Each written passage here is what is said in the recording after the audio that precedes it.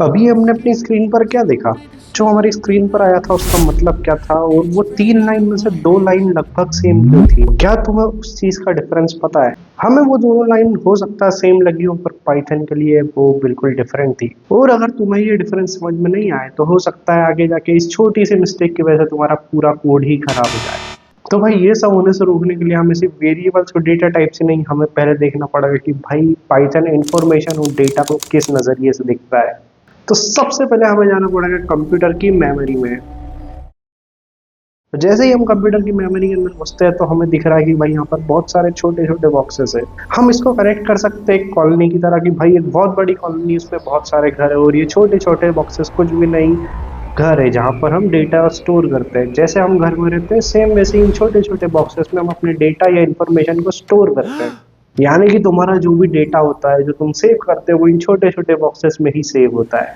अब इमेजिन करो ऐसा ही कोई डेटा मैं जब पाइथन को देता हूँ तो वो भी किसी ऐसे ही बॉक्स को उसे स्टोर करके रखता होगा। पर जैसा कि तुम लोग देख सकते हो कि भाई यहाँ पर कितने सारे बॉक्सेस है, तो जब हमें उस डेटा की वापस से जरूरत पड़ेगी तो हम कैसे आइडेंटिफाई करेंगे कि भाई किस बॉक्स में हमारा डेटा है। इसमें भी सेम हम एक कॉलोनी और एक घर वाली एनालॉजी यूज कर सकते हैं कि भाई एक बहुत बड़ी कॉलोनी है उसमें बहुत सारे घर है, तो तुम कैसे पहचानोगे कि तुम्हें किस घर पर जाना है? तो इस चीज के लिए तुम्हारे पास हाउस नंबर या तो घर का नाम होना चाहिए, तो तुम उस घर पर जा सकते हो। सेम वैसा ही हम इन मेमोरी ब्लॉक्स के साथ करते हैं कि जिस ब्लॉक में हमारा डेटा स्टोर होता है उस ब्लॉक को हम एक नाम दे देते हैं और उसी नाम को हम बोलते हैं वेरिएबल। यानी कि हमारा डेटा जिधर स्टोर है उस जगह को जो हम नाम देते हैं उसे हम वेरिएबल बोलते हैं। यानी कि हमने सीखा कि भाई वेरिएबल मतलब नाम देना। तो अब ये नाम हम कैसे दे सकते हैं? जैसे कि मुझे अपना नाम स्टोर करना है, मैं नेम नाम का वेरिएबल बना रहा हूँ जिसके अंदर मैं अपना नाम यानी कि ऋषभ स्टोर कर रहा हूँ। वैसे ही सेम मैं एज नाम का एक वेरिएबल बना रहा हूँ, उसके अंदर मैं अपनी एज स्टोर कर रहा हूँ। वैसे ही मैं अलग अलग वेरिएबल्स बना सकता हूँ और उसके अंदर उसके रिलेटेड डेटा डाल सकता हूँ। तो क्या हमेशा नाम स्टोर करना है तो मेरे को नेम नाम का वेरिएबल ही बनाना पड़ेगा? बिल्कुल नहीं, ऐसा कुछ भी नहीं है। हम किसी भी नाम का वेरिएबल बना सकते हैं, सब कुछ जायज़ है। बस ऐसे वेरिएबल्स के नाम हम इसलिए यूज़ कर सकते हैं कि नाम के लिए नेम और एज के लिए हम एज का वेरिएबल इसलिए यूज़ करते हैं ताकि समझ आए हमें कि भाई किस वेरिएबल में हमने क्या चीज़ स्टोर करी है। हमारे समझने के लिए हम नाम उस तरीके से रखते हैं। पर एक मिनट, यहाँ पर एक छोटा सा ट्विस्ट और आता है कि भाई ये वेरिएबल्स के जो हम नाम देते हैं उसको नेमिंग करने के भी, यानी कि वेरिएबल्स की नेमिंग करने के लिए भी कुछ रूल्स है, जो कि रूल्स तो हम अपने स्क्रीन पर देख सकते हो। तो पहला रूल ये कहता है कि भाई कोई भी वेरिएबल का नाम अगर स्टार्ट होता है तो या तो वो किसी लेटर से स्टार्ट हो, यानी कि अल्फाबेट, कोई भी अल्फाबेट हो सकता है, स्मॉल कैपिटल कुछ भी, और या तो फिर एक अंडरस्कोर से स्टार्ट हो। दूसरा रूल ये कहता है कि भाई कोई भी हम वेरिएबल बनाते हैं तो उसमें हम सिर्फ लेटर्स, नंबर्स और अंडरस्कोर का यूज कर सकते हैं, इसके अलावा हम किसी भी कैरेक्टर का यूज नहीं कर सकते हैं। तीसरा रूल ये बोलता है कि भाई जो भी हम वेरिएबल का नाम लिख रहे हैं वो कोई कीवर्ड नहीं होना चाहिए। कीवर्ड हम आने वाले सेक्शंस, आने वाले लेक्चर्स में समझेंगे कि कीवर्ड क्या होता है। तो अभी के लिए हम ऊपर के दो रूल का ध्यान रखते हुए कुछ वेरिएबल्स बनाते हैं। तो वही तुम अपनी स्क्रीन पर देख सकते हो कि मैंने इतने सारे वेरिएबल्स बना दिया है। अगर मैं अपना डेटा प्रिंट करना चाहता हूँ तो अब मैं डायरेक्ट वेरिएबल के नाम से अपने डेटा जो भी मैंने उसके अंदर स्टोर करा है उसको प्रिंट कर सकता हूँ। मुझे अब अपने डेटा को प्रिंट के अंदर लिखने की जरूरत नहीं, मैं अब डायरेक्ट उसका वेरिएबल का नाम दे सकता हूँ और वो प्रिंट हो जाएगा। तो भाई अगर हम एक ब्लॉक को देखें, सिर्फ हम एक मेमोरी ब्लॉक को देखें, तो हम क्या देख सकते हैं कि भाई इस ब्लॉक का हमने कुछ नाम दे रखा है, उसको हम वेरिएबल बोलते हैं, उस ब्लॉक के अंदर कोई तो डेटा है।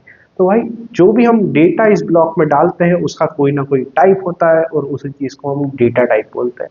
अब पाइथन में होते हैं भाई ये बहुत सारे डेटा टाइप्स। तो अभी हमें ये सारे डेटा टाइप्स बिल्कुल इन डेप्थ पढ़ने की जरूरत नहीं, जैसे जैसे हमारी सीरीज आगे बढ़ते जाएगी हम एक एक चीज को बहुत डिटेल में पढ़ेंगे। पर अभी बात करते हैं मेन जो बेसिक डेटा टाइप्स है, यानी कि numeric data type, Boolean data type और स्ट्रिंग डेटा टाइप। अभी हम इन तीनों पे बात करते हैं। सबसे पहले आता है न्यूमेरिक डेटा टाइप। न्यूमेरिक नाम से समझ आता है कि भाई जो भी नंबर्स होते होंगे वो सब न्यूमेरिक डेटा टाइप में आते होंगे। अब न्यूमेरिक डेटा टाइप को भी हम तीन कैटेगरी में डिवाइड कर सकते हैं। पहला होता है इंटीजर। तो भाई जो भी हमारे सारे नंबर्स होते हैं, नेगेटिव नंबर्स, पॉजिटिव नंबर्स और जीरो, वो इंटीजर की कैटेगरी में आते हैं। फिर हमारे पास होता है फ्लोट। फ्लोट क्या करता है? फ्लोट वो सारे नंबर्स होते हैं जिनमें डेसिमल यानी कि पॉइंट आता है। तो कोई भी नंबर जिसमें पॉइंट आ रहा हो, भले ही वो नेगेटिव नंबर हो या पॉजिटिव नंबर हो या जीरो, 0.0, 0.8, ये भी एक फ्लोट है। यानी कि जिन जिन में पॉइंट आ रहा है, जैसे कि 10.5 हो गया, -3.2 हो गया, ये सब एक फ्लोट डेटा टाइप है। तीसरा और आखिरी न्यूमेरिक डेटा टाइप होता है हमारे पास कॉम्प्लेक्स नंबर। कॉम्प्लेक्स नंबर हमने क्लास 11th या 12th में पढ़ा होगा। कॉम्प्लेक्स नंबर कुछ नहीं, एक कॉम्बिनेशन होता है एक रियल नंबर का और एक इमेजिनरी नंबर का। फिर हम आते हैं सेकंड कैटेगरी पे, जो कि है भाई हमारा बूलियन। भाई बूलियन का मतलब होता है या तो इसके अंदर ट्रू होगा या तो इसके अंदर फॉल्स होगा। तो कहीं भी हमारे पास डेटा स्टोरेज जो कि या तो ट्रू है या तो फॉल्स है, तो हम उसको बोलेंगे बूलियन डेटा टाइप। तीसरा आता है स्ट्रिंग। तो भाई हमारे पास जो भी सारे कैरेक्टर्स होते हैं, सारे लेटर्स, सारे नंबर, सारे स्पेशल कैरेक्टर, तो इन सबको हम एक स्ट्रिंग बोलते हैं और इनके कॉम्बिनेशन को भी हम स्ट्रिंग बोलते हैं। यानी कि अगर मैं मेरा नाम लिखता हूँ तो मेरा नाम भी एक स्ट्रिंग है। क्यों? क्योंकि भाई इतने सारे लेटर का कलेक्शन है ना ये, तो ये भी एक स्ट्रिंग होगा। यानी कि हमने अभी सीखा कि भाई हम जो भी डेटा स्टोर करते हैं उसका कोई ना कोई एक टाइप होता है और उस चीज को हम डेटा टाइप बोलते हैं। लोग ऐसा क्यों बोलते हैं कि Python is a dynamically type language? अब ये डायनामिक टाइप का मतलब क्या है? भाई डायनामिक टाइप का मतलब ये होता है कि जब भी हम कोई नया वेरिएबल बनाते हैं या वेरिएबल में चेंज करते हैं, तो हमें उसको ये नहीं बताना पड़ता है कि भाई हम किस टाइप का डेटा स्टोर करेंगे। पाइथन खुद डिसाइड कर लेता है हमारे डेटा को देख के कि ये किस टाइप का डेटा है। जैसे कि अगर मैं इधर a इज इक्वल्स टू 10 लिखता हूँ, तो पाइथन खुद पहचान लेगा कि भाई 10 एक इंटीजर है।